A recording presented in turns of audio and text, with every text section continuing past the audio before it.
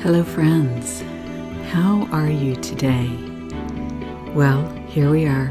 I'm back and I'm ready to talk about the Schumann with you. I've got a very, very interesting discussion that I've put together for you. I'm not sure if I'll add it to this video or make a second one, so we'll see how it goes. But first, what I wanted to do was look over the current chart with you and then look over the black charts, frequency, amplitude, and quality. And we can see where things are at. This white wave of resonance that occurred on the 26th is the first wave of white resonance that we've had since these stunning waves early in March. What happened after those waves was that the energies really tapered off. And if you take a look, which we'll do in a minute, the amplitudes really came down to pretty low levels, I'd say. They came down to pretty low levels. Okay. So let's look at the image really quick, and then I'm going to first point out changes, and then I will do an intuitive analysis after the black charts. So the biggest, really interesting thing here is these, see these, I called them sprites. They're very interesting looking. They're not like these straight long waves that we have here. They almost look like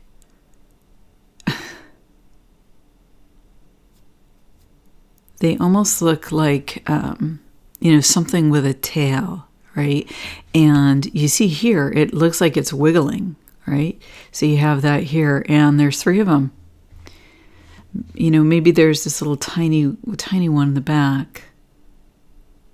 Maybe there's these three here, 1, 2, 3, and then this one long one here,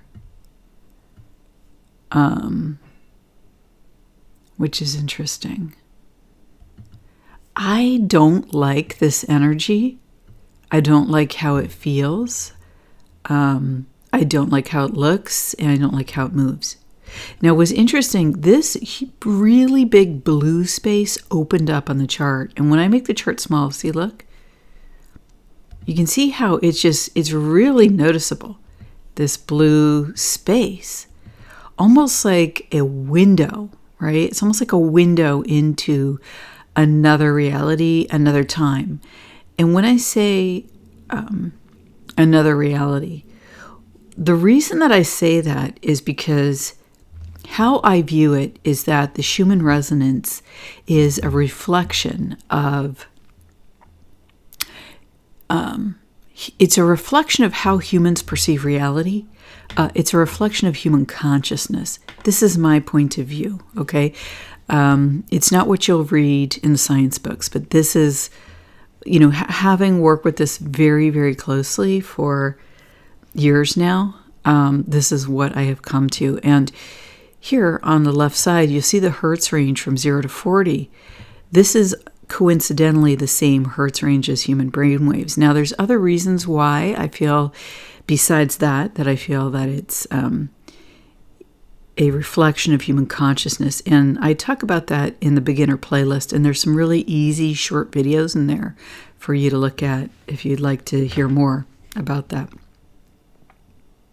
So when I said this being a different reality, okay, what did I mean? Well, if you take any segment of the chart, okay, let's just take this, okay? So this right here is the perceived reality for a moment in time, okay? Let's put that down there so it stands out, okay? So this is a set of frequency, amplitudes, and qualities over time in a Hertz range. And the Hertz ranges do correlate with human brain waves. The way they correlate is in sections. Like, for example, Here you have 24 to, 30-ish. This would be maybe even into 20. This is around the mid-beta brainwaves. And when you get into the higher 30s, you get into the high beta brainwaves. And then when you get to the 40 range, you get to the gamma brainwaves and so on, okay, through all the different Hertz levels. So what I'm saying here is that you can see how this piece right here came from right around here. So let's just see what.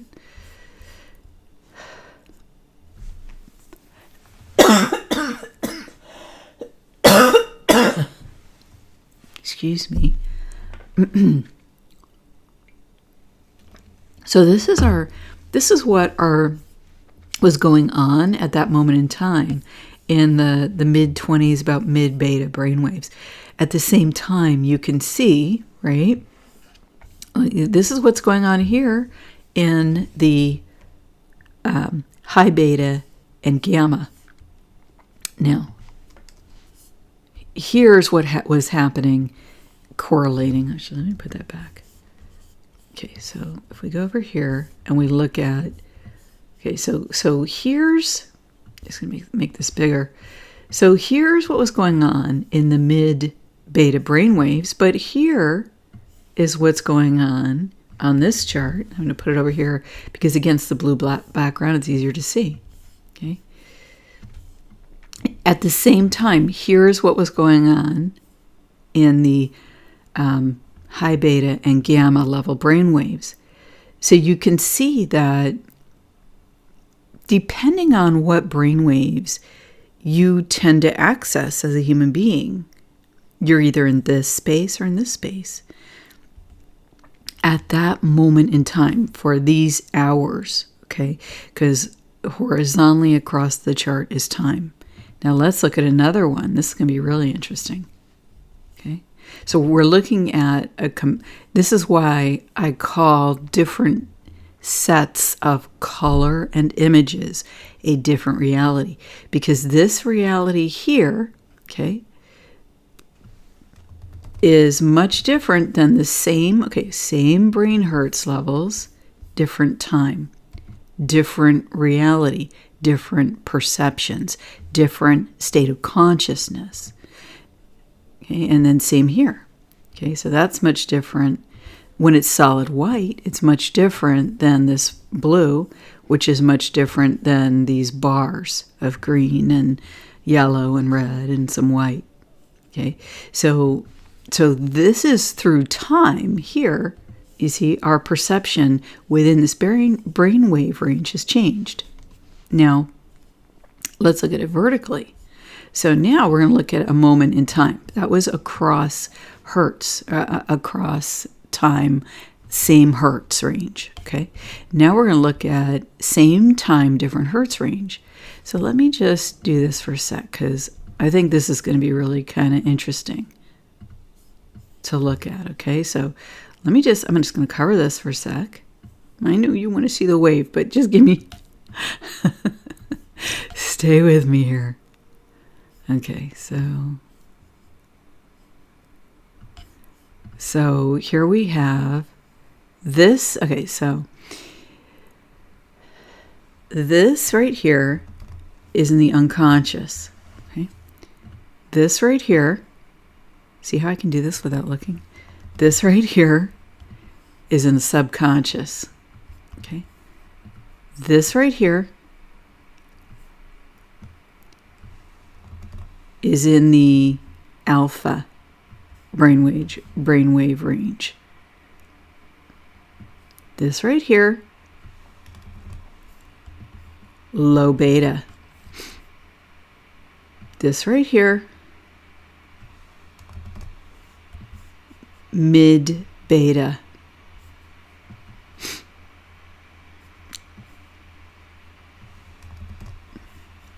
This right here, high beta and gamma. So you see how, depending on where you're focused at the moment, the brainwave patterns are very, very different here. right? If I'm unconscious, maybe this is what's going on for me. If I'm in a state of semi-consciousness or the dream state, maybe I'm meditating. Maybe I'm accessing the dream time through using metaphysical processes. Then maybe this is what reality looks like for me. If I'm observing the world around me in these hours of time, this is what it looks like. If I'm thinking, I'm observing with my thoughts engaged, this is what it looks like. If I'm observing with my deep critical analysis, this is what it looks like. Okay? And if I'm in my spiritual state, this is what it looks like. So what's the conclusion about this chart? Watch this.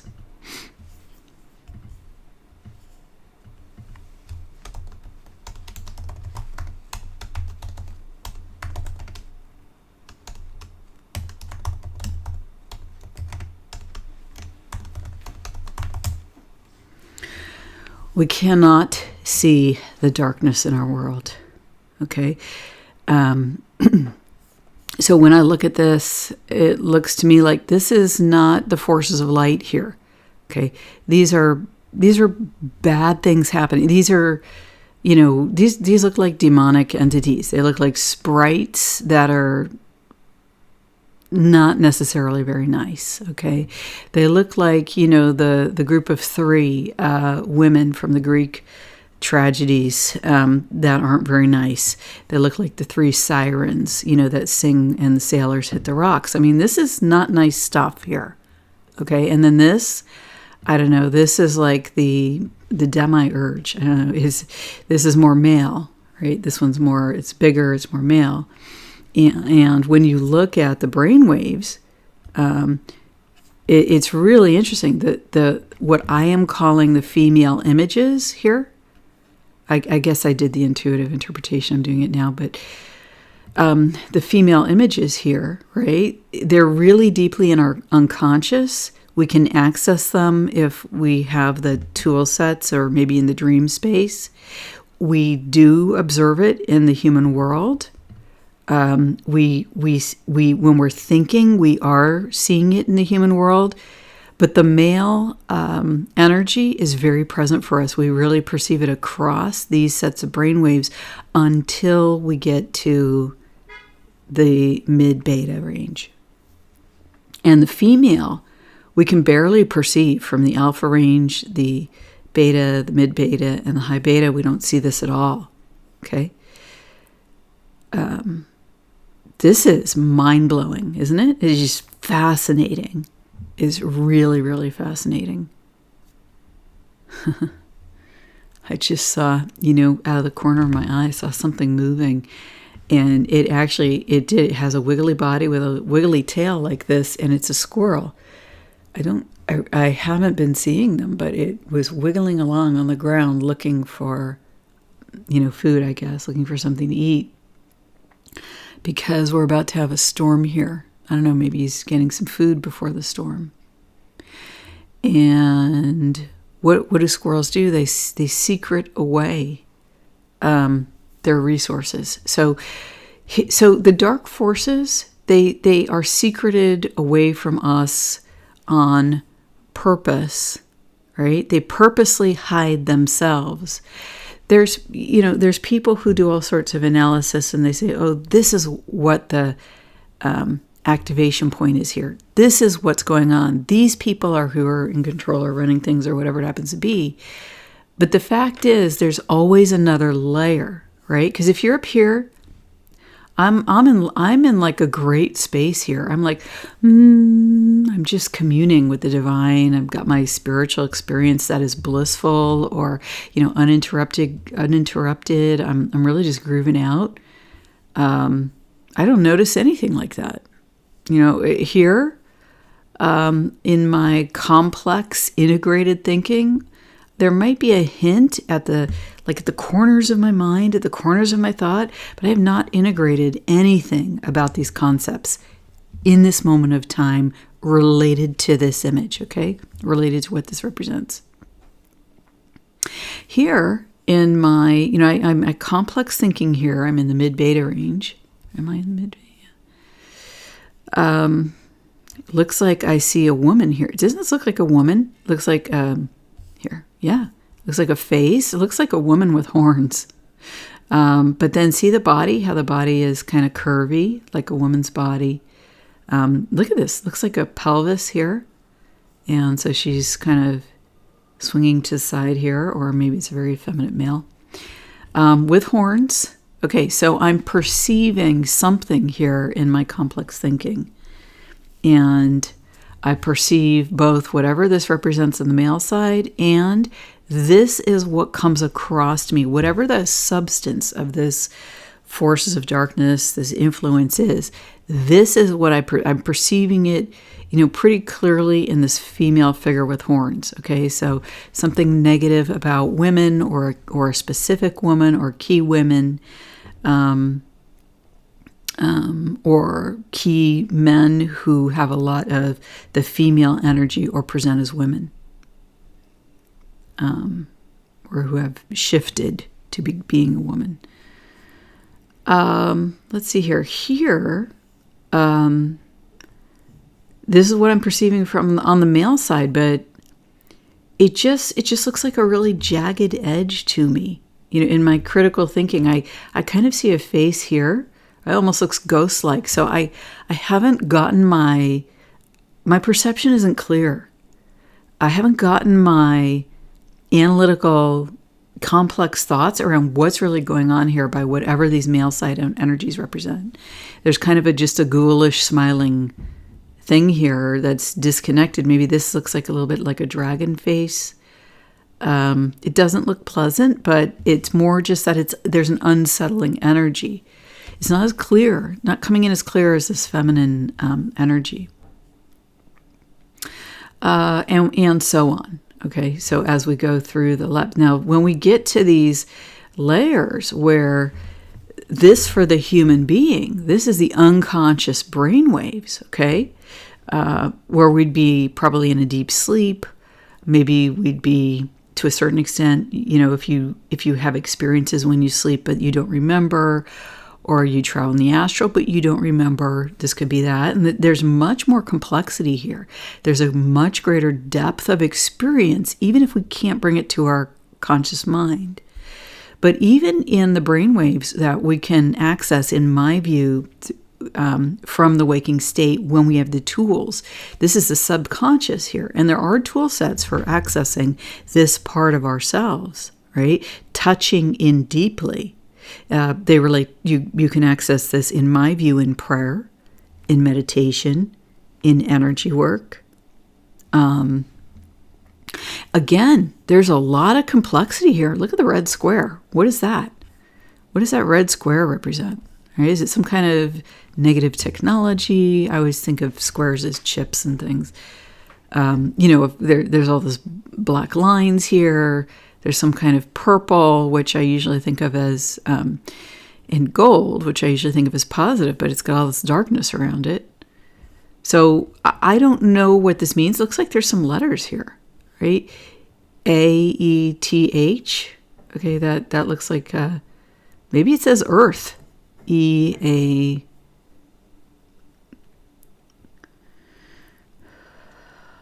Maybe it's backwards. Maybe it says heart. I don't know. But so maybe this is a dragon in the center here. Maybe the dragon's good or bad. Maybe the dragon is protecting us, or maybe the dragon is scaring us. So this is in the subconscious, and this might be very personal. Maybe what it means for me isn't going to be what it means for you, because the subconscious is deeply personal. The meaning is deeply personal. And here's our waking state. It looks to me, this is the alpha range, it looks to me like we're perceiving something out in the world. Again, here, I see this. I see it as either a strange human face, like what's the word? I want to say like dysregulated. A human face where something's not right for this person. Maybe they're sick. Maybe they're off somehow. Something's not right for them.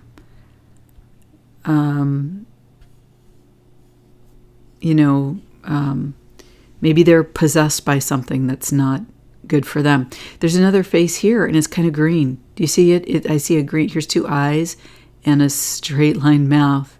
This looks like it could come from the animal kingdom. You know, could be a monkey, could be a frog, could be some other animal. And here, in this energy I described as male, wow, it's very strange, very complex. This reminds me of a serrated edge. Oh my gosh, it looks like a long gun. Also, it looks like a long gun. So this energy to me is not positive. It could be putting out thoughts for people to connect to. In other words, attempting to influence our thoughts. Could be an energy attempting to influence our thoughts. So, whoa. I feel that energy shift in my head, the air pressure outside. Maybe it's from the storm. Okay, so if we cannot see the darkness in the world, then it's also likely that we cannot see the darkness in ourselves, in our own selves. And let me just take a picture of that for later. What do I mean by that? The shadow side of our personality is where the most growth comes from. It's where we're the least aligned with God's light within us, with the light of our soul, of our true essence, right? So if your goal is to fully embody your own soul light, another way of saying this, in my view, is if you desire to embody the Christ light within. If you desire to align with divine will for you, then one of the greatest things that you can do in personal work is to look at the shadow side of your own personality. Why? Because this is where our hurts are, our traumas, our woundings, and these are the things that tend to pull us out of alignment with the truth of who we are. And I had a couple of shocking events recently. I did a video on this, talking about one of them in particular. The other one I haven't talked about, but it was before before the one I did the video on. They were within about a week apart, and I was thinking about this morning, related to this idea of drawing closer to divinity, to the divinity that we embody within, and how do I embody this more deeply? Well, much like other people, I'm sure, but much like many of you perhaps, there are places in my life where I've really, really desired to change. And you know how it is when you're wanting to change or you have a goal for yourself, and for whatever reason, you're having a hard time making those changes, and you can't understand why. And you can watch, self-help videos, you can watch videos on goals, you can watch videos on time management, you can attempt to implement all of these practices. And in some cases, this can work. But what is causing the inability to act or to perform or to accomplish your dreams, when that is a shadow aspect, something in your own nature that is deeply hidden from you, that you have deeply denied, right? And in the denial, it's the furthest from the Christ light within you. In denial, it's the furthest from the soul that you are. In your denial, it is covered in darkness. And when this is what is at effect, then you can make as many lists as you want. You can study as many techniques as you want. And what you'll find is constant subversion. Oh, I slept through that appointment. Oh, I lost my list. Oh, I, totally planned out my day and then something happened and it all went out the window. This kind of thing will happen. And to me, what this is divinity at work in our lives, saying it's not about the list. It's not about the process. Those have their place. I value those and I honor those, and I honor researching and studying about that. I'm a big process person, so I'm not saying that to put that down. I'm saying this to say that if the process isn't working, then what I have found is it's the darkness in my own life, the places where I'm most out of alignment with what God wants for me, the Most High, the Creator of the universe, with what my own soul wishes to manifest through me, my soul being.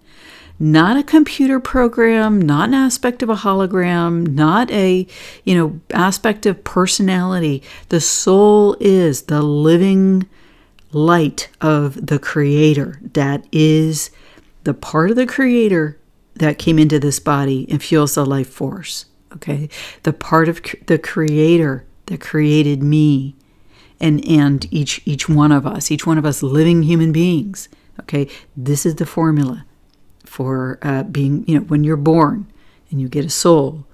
This is a living being, right? I am a living being with a soul in a human body, and they are one talking to you right now. I am one with my human body. I am one with my soul as a human. But this is an aspect of divinity, and where we are most out of line with this is bringing this back into line, bringing this to light in our lives is how we make the shifts in our lives. Is once this shifts, bam, suddenly everything on my list is getting done. Suddenly I'm getting up and everything's just flowing for my day. All those things I studied, all the processes, everything's working. Why? Because I bring a shadow aspect to light. I bring something I was denying to light. I love on that and heal it. And just like, it's interesting, Jesus said, I had an exchange on social media, for which I'm grateful, about this today, because it brought this up for me and now I can talk about it in the video. But what we were talking about was that we were talking about this topic in general, and I was talking about how the most amazing thing is that Jesus told us to, one of the most amazing things is that Jesus told us to pray for our enemies. And I have a video where I explain the energy dynamics of praying for your enemies and what that does, okay? In energy, why it works to shift the world, really. It can shift you, it can shift the enemy that you're praying for, if it is their free will choice. And that's between them and God. But, in praying for our enemy, there's a similarity for praying for the darkness within ourselves, where we are in denial within ourselves. And this process, this strategy of praying for my own self, where I am in shadow, where I'm out of alignment, I have found this to be an incredible activator of miracles in my life, because the divine responds to our requests. So when I'm in prayer, when I'm in meditation, when I'm doing energy work, and I specifically intend and asked that the highest light be shown into the dark places within me, within my body and human energy field, And I ask and I ask and I ask with commitment, with devotion to finding the answer. What is this? What does this mean for myself? Okay. When I can see something in my life must be out of line because there's something that I seem to want to get done and it's just not flowing. It's just not working. I can't, create this change in the physical world, create this creation in the physical world that, the divine is just tapping me on the shoulder. Susan, why don't you do this? Susan, why don't you do that thing? Susan, why don't you try? Why don't you try and get it done? Okay, so I know something is blocking me because I'm being guided and then I'm not doing it. And if I'm being guided, it's coming up for me as an impulse over and over, but I can't seem to make it work. Either it's not mine and it's not for me. Okay, and if I've cleared those things and it's not my divine guidance, okay, that's something else. And that's not what I'm talking about here. What I'm talking about is when it's my divine guidance and I try, and it's almost like I'm holding my own self back and tripping myself when I walk, right? And why is that? Is because there's an aspect of the darkness I cannot see, right? Oh, I think life is great, okay? It's just like this awesome blue square, okay? Oh, when I think about other parts of my life, yeah, this green is flowing. There's these little things here at the edge of my reality that what is that, Oh, here it is. Here's that thing that I'm being guided to address this, but I don't know why I can't approach it, right? Oh my God, when I try to approach it, now suddenly I have all this dissonance in my field because something's holding me back. I can't see what it is, right? This is in the subconscious brainwaves. I don't know what this thing is, what these, mounds of energy are. How do I bring the light to that? Prayer, meditation, energy work, shining the light, shining the Christ light into your own field. Intend it shine to the depths of the layers of energy that make up the whole of who you are, right? In the body, in the energy field. Ask for divine support and divine guidance to whoever you pray to of the highest light, right?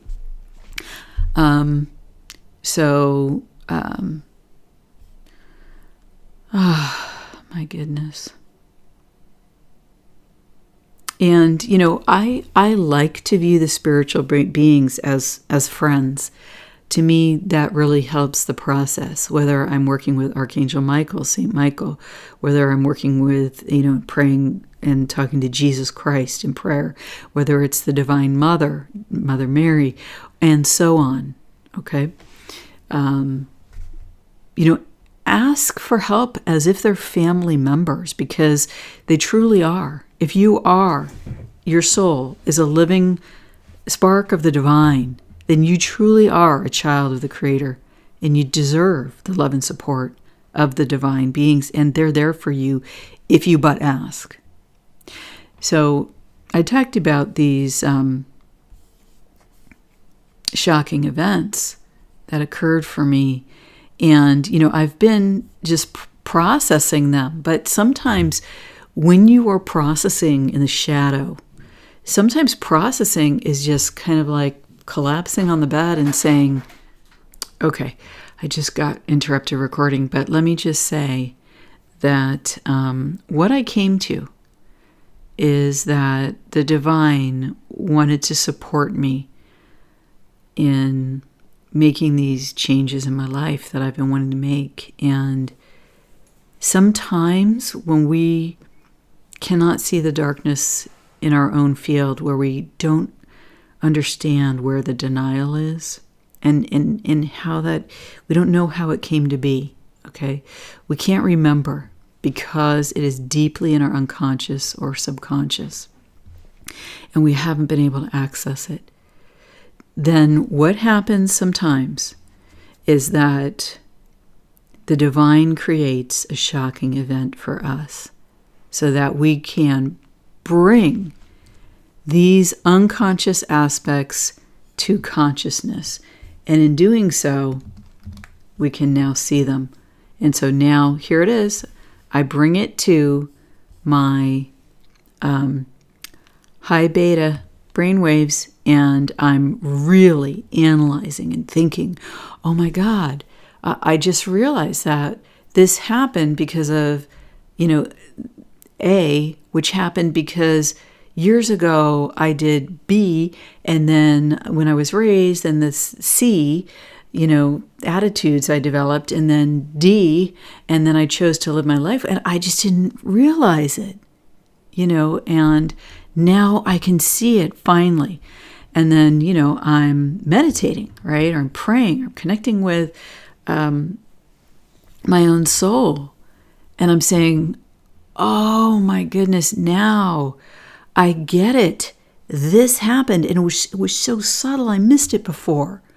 If it wasn't for this shocking event, I would not have seen it. It wouldn't have been brought to consciousness. It was so elusive. But now I can see it. I can feel it. I can practically touch it. I know what this is about. And then, once we have brought this to consciousness, here's the next part of the story.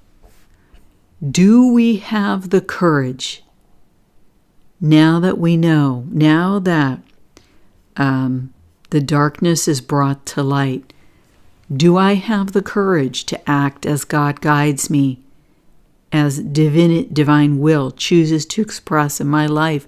I have the guidance. I was hiding before. I had my excuses. Oh, it's not getting done because of this and that. But now I know. Now there's no more excuses. Will I still do it? Will I raise myself up? Will I upgrade myself to fulfill God's will for me, to fulfill divine will for me, and not to turn away? Because now that it's brought to consciousness, it's almost like you can't go. They say you can't go home again. You can't go back. You can't go back to the state that you were in. And then to not do divine will, to not address these things, feels awful. It feels horrible.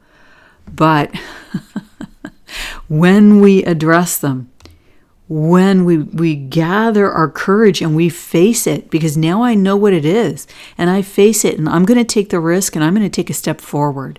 And every single day, I'm going to do it again until this shift manifests, until I own this as a part of myself, until there's a day when I can't remember what it was like when this was in the darkness.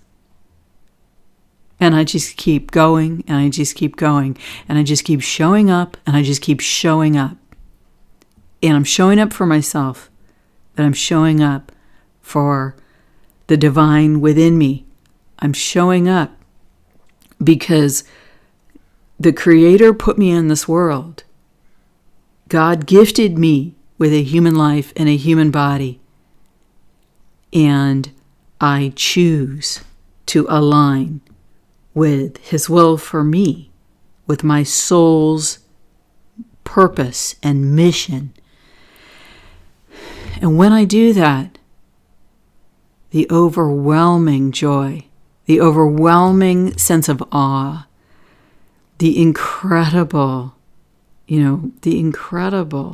humbling feelings of alignment and purpose and mission, and we did this and we got this. I know that's what's on the horizon. That's what I'm thirsting for. That connection, that living connection with the Most High in a human body, in human form, bringing that to life here on this planet, in a living human being, in myself now.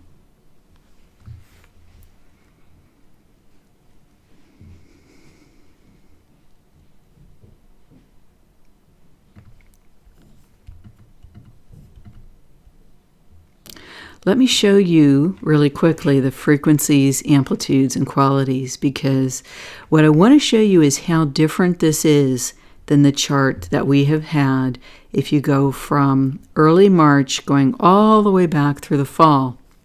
But in general, the frequency ranges have nicely expanded. There's more to talk about here, but I'm just going to do an overview today. Okay, the white range is typically tighter.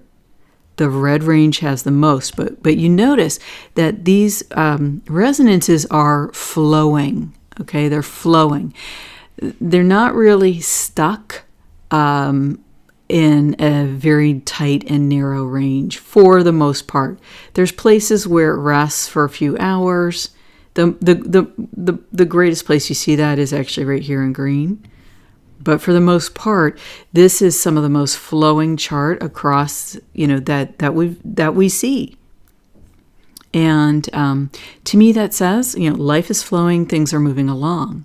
We've come off those incredible, stunning waves, and we're flowing the energy through our lives.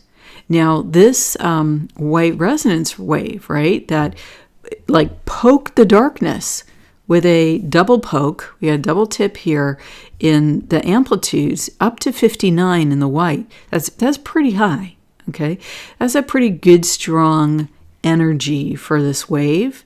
And you see that the amplitudes take a normal pattern, which they have veered from in the recent past. But the normal pattern is white is highest, then yellow, then red, then green. And that's what happened in this chart. Now, the other thing is you'll notice the rest period. See? 2, 2, 1, 2. Okay? So the amplitudes have been extremely low. Okay? And that's been the case coming off quite a bit from those stunning waves. And you see that again here. Okay, so you see the stunning wave. We have this thing we're wrestling with. The light comes in to shine in the field if you desire, right, to take advantage of that. If you desire to clear something from your life, to shift a pattern, to change, that's what these energies are offering. And in the greater world, we can see where the forces of darkness are operating much more clearly. Now, in the qualities, the white, yellow, and green are generally low. Okay, they're peaking at 10, but generally, lower than that. The red is having peaks to 22. That's the highest. And there's much more to say about the red, but this is the most important thing here. Most of the red is, again, below 10.